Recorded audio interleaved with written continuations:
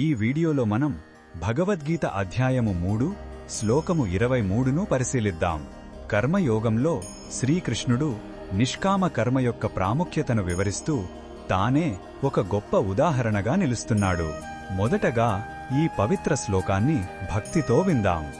యది హ్యహం న వర్తేయం జాతు కర్మణ్యతంద్రితః మమ వర్త్మానువర్తంతే మనుష్యాః పార్థ సర్వశః.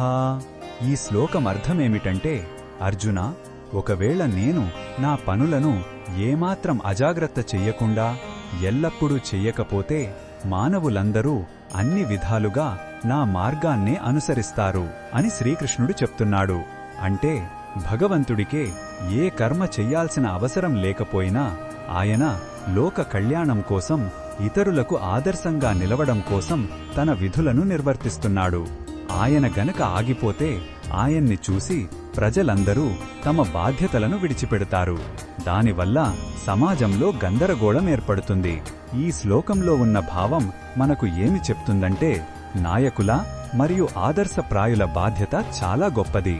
మనం చెప్పే మాటల కన్నా మనం చేసే పనులే ఇతరులపై ఎక్కువ ప్రభావం చూపుతాయి. మన నడవడిక మనల్ని అనుసరించే వారికి ఒక మార్గదర్శిగా ఉంటుంది. కాబట్టి మన ధర్మాన్ని, మన కర్తవ్యాన్ని ఎల్లప్పుడూ శ్రద్ధతో నిర్వర్తించాలని ఈ శ్లోకం మనకు ఒక బలమైన సందేశాన్ని ఇస్తుంది.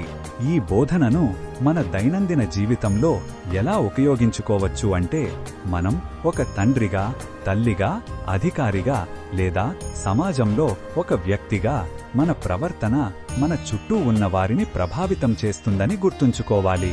మన పిల్లలు మనల్ని చూసే క్రమశిక్షణ నేర్చుకుంటారు.